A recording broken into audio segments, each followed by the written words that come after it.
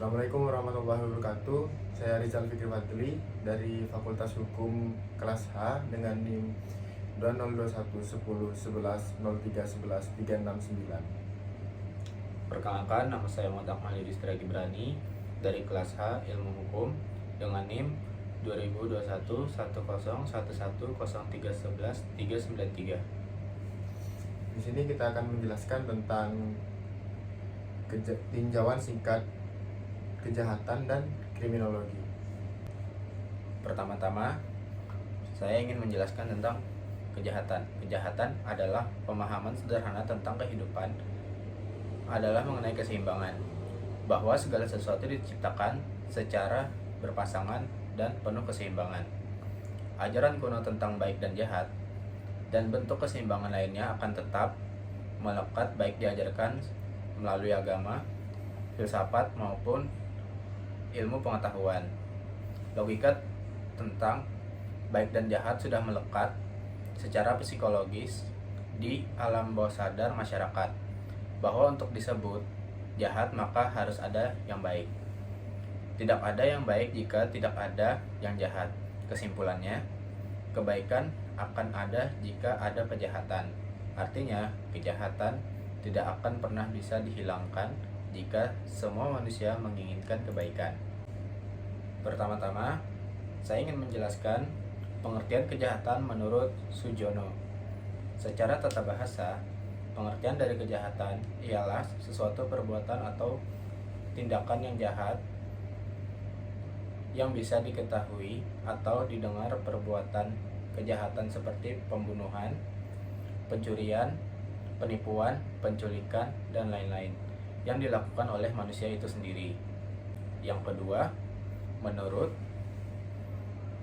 W.A. Bonger menyatakan bahwa definisi dari kejahatan adalah perbuatan antisosial yang secara otomatis mendapatkan reaksi dari negara berupa pemberian derita yang kemudian dijadikan sebagai reaksi terhadap rumusan hukum mengenai kejahatan. Yang ketiga, menurut Vernon C. Barham dan Samuel B. Kutas. Menurut Vernon C. Barham dan Samuel B. Kutas, beliau menyatakan bahwa pengertian kejahatan dapat dilihat dari dua sudut pandang, yaitu satu, secara pandangan yuridis, secara pandangan yuridis. Secara pandangan yuridis, definisi dari kejahatan adalah suatu tindakan atau perbuatan yang dilarang dan dapat dijatuhi hukuman atas perbuatan atau tindakan tersebut oleh undang-undang. Berikut adalah beberapa cuplikan atau ilustrasi dari berbagai tindak kejahatan yang ada di sekeliling kita.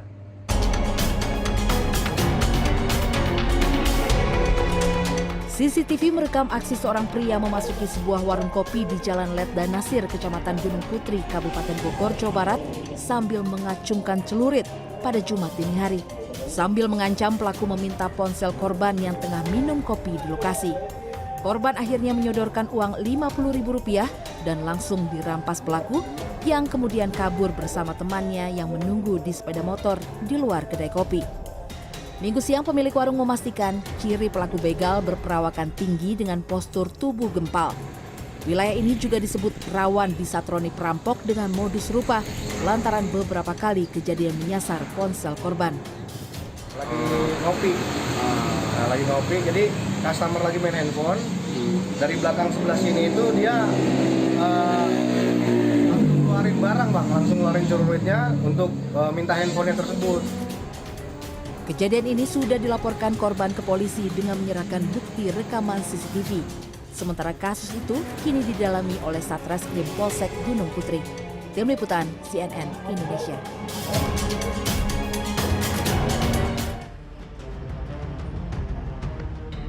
Pipoi bekerja seperti biasa di salah satu kedai kopi di kawasan Sleman pada Selasa malam.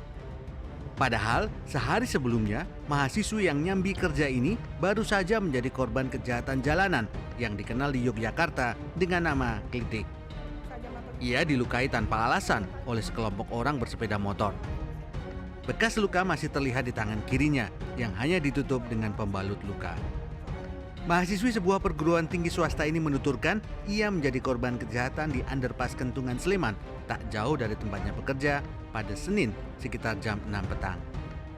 Pipoy merasa tangan kirinya dipegang paksa orang tak dikenal saat mengendarai sepeda motor tanpa ada upaya pembegalan. Yang sajam atau gimana, jadi aku langsung tarik tanganku. Jadi kayak mungkin kebeset langsung di situ. Yang aku tahu ya, kalau begal pasti kan diambil uang. Itu begal diambil uang. Terus kalau yang pembacokan katanya, kalau di Jogja memang banyak yang kayak gitu. Katanya, yang suka bacok-bacok, yang suka bawa. Pas aku post di Twitter juga ada yang komen, keliti itu emang masih ada kah di Jogja, katanya gitu. Cuman alat sajamnya biasanya ya golok, celurit, cutter, segala macem. Makanya pas ada yang komen, itu kayaknya cutter deh kak lukanya. Pipoy memilih berbagi kisahnya di media sosial dan tidak melaporkan kejadian ini ke pihak kepolisian. Aku kalau mau lapor pasti kan aku nggak tahu platnya, jenis motornya. Yang aku tahu cuma Matic. Matic kan banyak, pasti nanti ditanya kayak gitu kan. Platnya juga aku nggak lihat. Sementara itu di hari yang sama, kejadian serupa terjadi di lokasi berdekatan, tepatnya di Jalan Kaliurang. Bedanya, Polres Sleman telah menangkap 6 orang yang diduga menjadi pelakunya.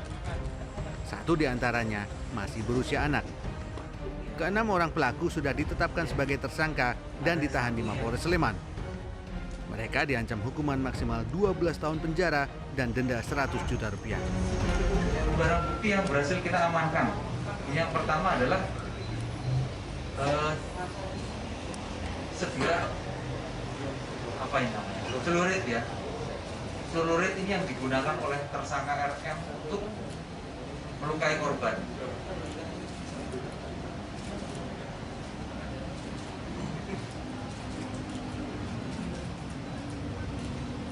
Ini berhasil kita amankan ya. Sudah diakui juga oleh pelaku. Kedua aksi kriminal jalanan yang terjadi di Kabupaten Sleman ini mendapat respon langsung dari Gubernur DIY Hamengkubuwono ke-10. Sultan menyarankan sebuah solusi. Kami bentuk pada waktu itu satu lembaga seperti konsultan ya untuk mengatasi kenakalan anak, ya kan.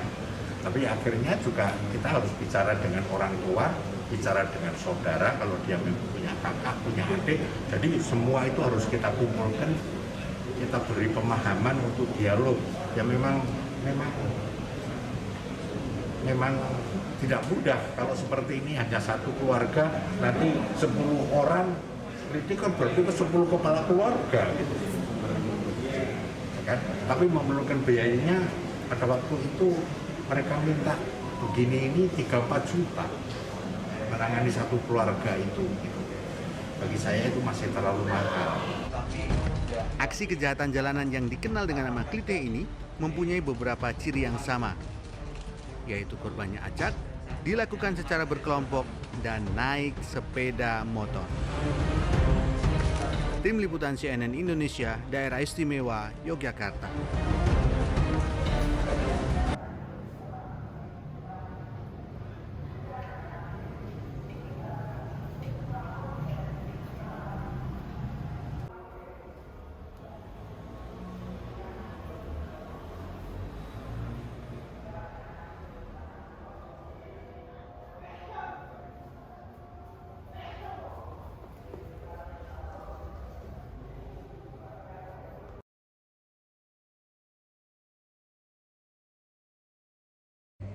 Secara pandangan dari sudut sosiologis, kriminologis.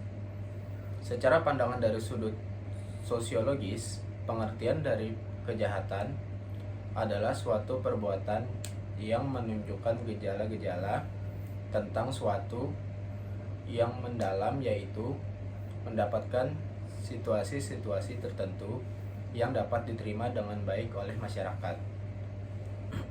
Menurut Barnes dan Titers, beliau menggambarkan kejahatan secara puitis seperti penyakit dan kematian yang selalu berulang, seperti musim yang selalu berganti, kejahatan akan terus-menerus ada selama masyarakat terus ada. Menurut Cesare Beccaria dalam bukunya Dei delitti e delle pene secara tersirat menyebutkan bahwa kejahatan beraneka ragam bentuknya, besar dan kecilnya bergantung pada kerugian yang ditimbulkan di masyarakat.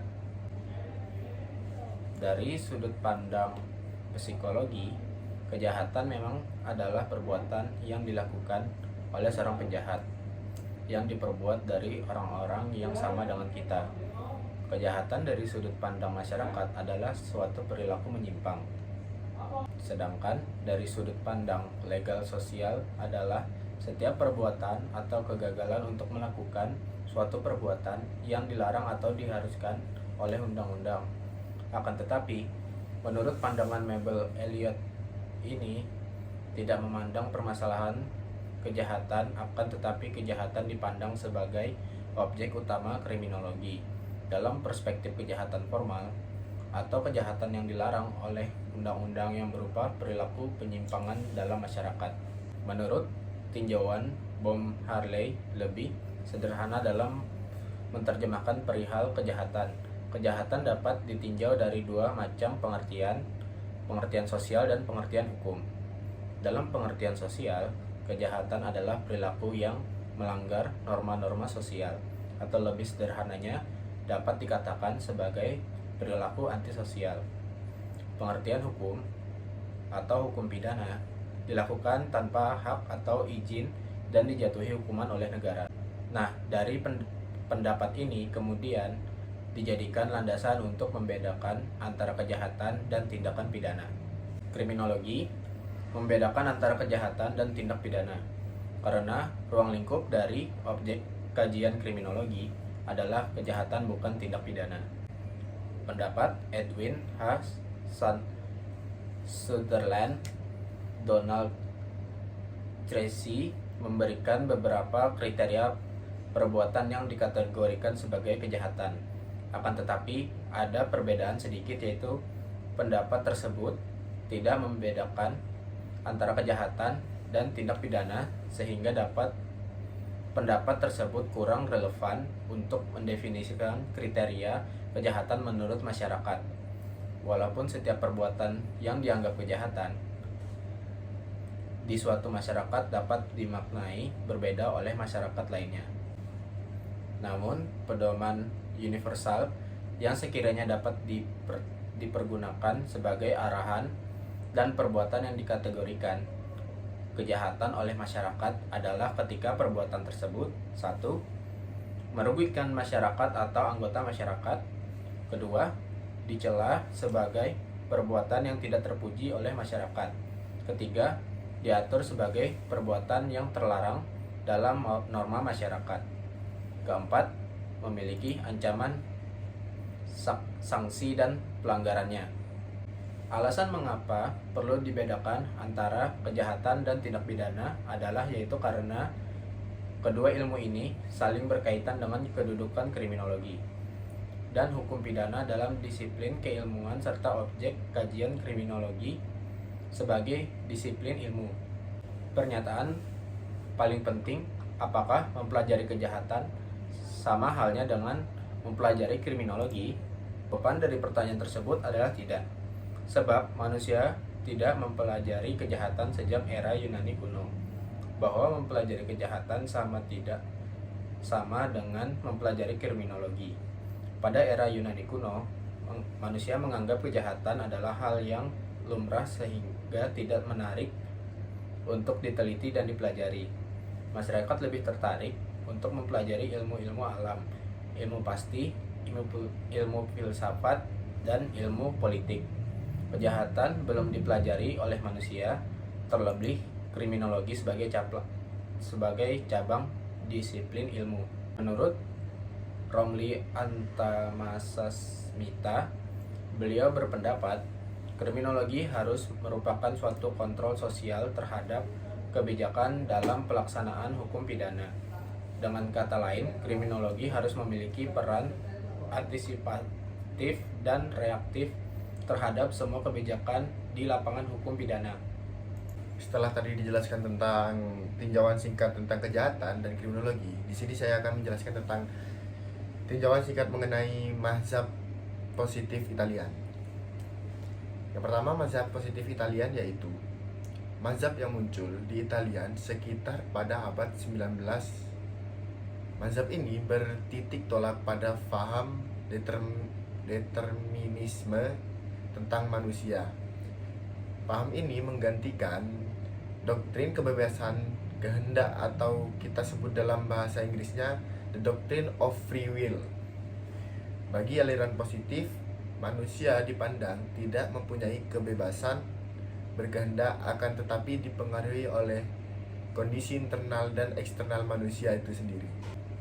Di dalam aliran positif, ada 3 segmen teori dalam aliran positif.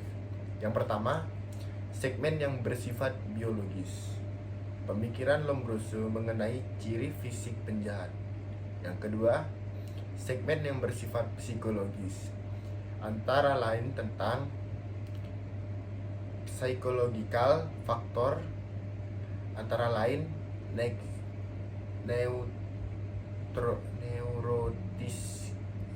neurotism, psikopatik yang menyebabkan seseorang cenderung melakukan kejahatan. Yang ketiga, segmen sosial positif pada pemikiran Adolf Quetelet, Rawson, Henry Mayhew, dan Durkheim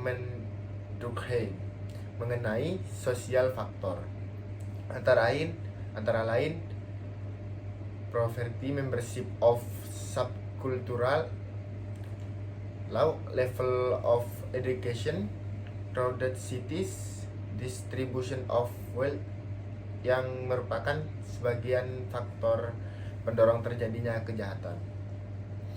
Mengenai penghukuman, aliran ini menganjurkan agar pelaku tidak perlu dihukum, sebab pelaku pada aliran ini hanyalah dianggap korban keadaan berada di luar kontrolnya sebagai individu. Bisa dikatakan pada teori ini korbannya kurang waras. Inti dari ajaran Lombroso yaitu yang pertama, penjahat adalah orang yang memiliki bakat jahat. Yang kedua, bakat jahat tersebut diperoleh dari kelahiran atau born criminal. Yang ketiga, bakat jahat dapat dilihat dari ciri-ciri biologis, atavistik stigmata. Lombroso mengemukakan bahwa orang yang melakukan kejahatan memiliki ciri fisik sebagai berikut, seperti ciri dahi yang sempit, melengkung ke belakang, rahang yang besar, dan gigi taring yang tajam, berbadan tegap, tangan lebih panjang, bibir yang tebal, hidung yang tidak mancung, dan lain sebagainya. Dari penelitian tersebut, Lombroso mendapat julukan sebagai the father of the modern criminology, atau jika dibahasa Indonesiakan yaitu bapak kriminologi modern. Era Lombroso juga menandai pendekatan baru dalam menjelaskan kejahatan, yaitu mazhab klasik menuju mazhab positif. Perbedaan paling signifikan antara mazhab klasik dan mazhab positif adalah yaitu mencari fakta-fakta empiris untuk mengkonfirmasi gagasan bahwa kejahatan itu ditentukan oleh berbagai faktor. Teori yang kedua yaitu born criminal. Teori ini diciptakan oleh Lombroso dari gabungan ide yang dicetuskan oleh teori Darwin tentang evolusi manusia. Di sini Lombroso membantah tentang sifat free will yang dimiliki manusia. Doktrin atavisme menurutnya membuktikan adanya sifat hewani yang diturunkan oleh nenek moyang manusia dari gen ini. Menurut doktrin aktivisme, dapat muncul sewaktu-waktu dari keturunannya yang memunculkan sifat jahat pada manusia modern. Lombroso menggabungkan positivisme Comte dari ajaran evolusi Darwin. Dalam studi tentang hubungan kejahatan dan tubuh manusia bersama-sama pengikutnya Enrico Ferri dan Raffaele Garofalo, Lombroso membangun suatu orientasi baru. Disinilah terbentuk mazhab Italian atau mazhab positif. Terbentuknya yang nantinya menjelaskan atas tingkah laku kriminal, eksperimen, dan penelitian ilmiah. Nah, di sini saya akan menjelaskan tentang bagaimana mazhab positif dalam memandang kejahatan. Nah, pada dasarnya, social structure teori atau teori struktur sosial menjelaskan kejahatan atau kriminalitas dengan memperhatikan pada pengaturan atau struktur ekonomi dan sosial masyarakat. Teori ini melihat berbagai pengaturan baik formal maupun non-formal antara kelompok sosial, yaitu struktur masyarakat sebagai akar dari penyebab kejahatan penyimpangan. Teori struktur sosial memprediksi bahwa aspek negatif dari struktur masyarakat seperti disorganisasi dalam keluarga, kemiskinan, atau ketimpangan pendapatan dalam pengaturan ekonomi masyarakat, dan kurangnya keberhasilan dalam proses pendidikan inilah yang menghasilkan perilaku kriminal. Meskipun berbagai jenis teori struktur sosial telah diajukan untuk menjelaskan keseluruhan teori tersebut memiliki satu kesamaan, yaitu pengaturan dalam struktur masyarakat mempengaruhi atau dapat berkontribusi pada struktur sosial dan ekonomi rendah dari kelompok yang dapat diidentifikasikan sebagai penyebab signifikan kejahatan. Ahli teori struktur sosial melihat bahwa anggota kelompok yang secara sosial dan ekonomi kurang beruntung lebih mungkin untuk melakukan kejahatan, dan mereka yang melihat adanya pencabutan hak ekonomi dan sosial sebagai penyebab dasar dari kejahatan. Selain itu, kemiskinan, kurangnya pendidikan, tidak ada keterampilan yang dapat dijual, dan nilai-nilai didasarkan pada kondisi sosial di sekitar, dan keseluruhannya menjadi dasar-dasar kausal dari teori sosial. Pengaruh dari lingkungan, sosialisasi, dan pola perilaku yang diterima, keseluruhannya digunakan oleh teori struktur sosial untuk menggambarkan penjahat sebagai produk atau hasil dari lingkungan sosialnya. Meskipun kriminalitas diakui sebagai suatu bentuk perilaku yang diperoleh dari lingkungan sosial, hal ini digambarkan sebagai hasil dari akhir ketidaksetaraan sosial, rasisme, dan respon karena kehilangan hak dalam pengaturan sosial.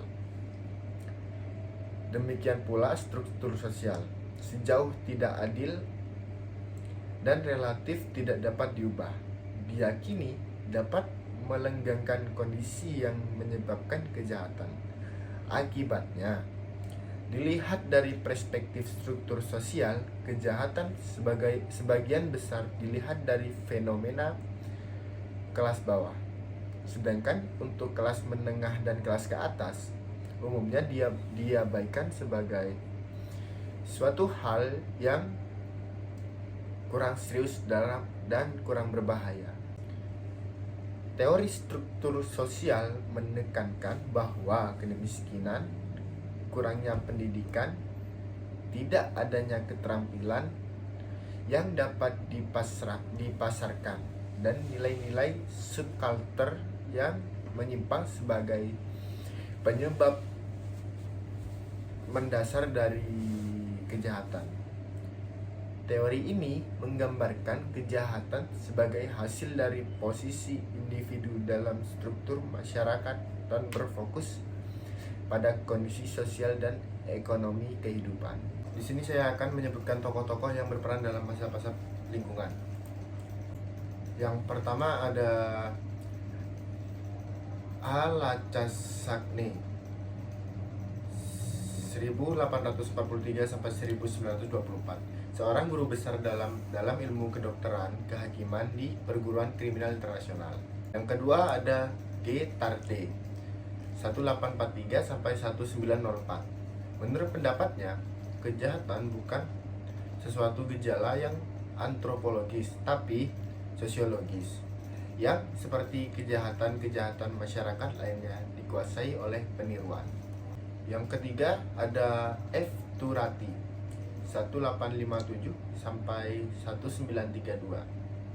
Sebagai salah satu tokoh pertama dalam aliran mengatakan bahwa tidak hanya kekurangan dan kesengsaraan saja, tapi juga nafsu ingin memiliki yang berhubungan erat dengan sistem ekonomi pada waktu sekarang, mendorong kejahatan ekonomi. Yang ketiga ada N. Cholajani 1847 sampai 1921. Dalam bukunya Sociologia Criminale juga menentang aliran antropologi.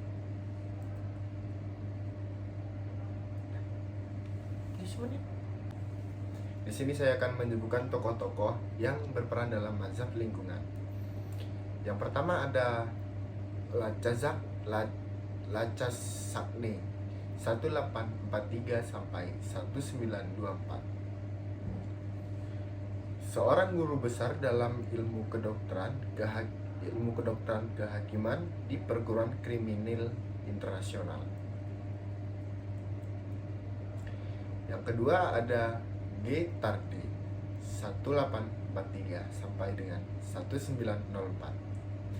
Menurut pendapatnya, kejahatan bukan suatu gejala yang antropologis, tapi sosiologis, yang seperti kejahatan-kejahatan masyarakat lainnya dikuasai oleh peniruan.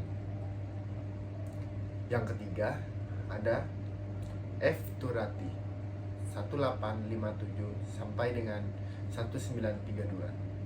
Sebagai salah satu tokoh pertama dalam aliran mengatakan bahwa tidak hanya kekurangan dan kesengsaraan saja, tetapi juga nafsu ingin memiliki yang berhubungan erat dengan sistem ekonomi pada waktu sekarang, mendorong kejahatan ekonomi. Di sini saya ingin menjelaskan tentang macam-macam teori kriminologi menurut mazhab lingkungan sosiokultural atau sosiokriminal.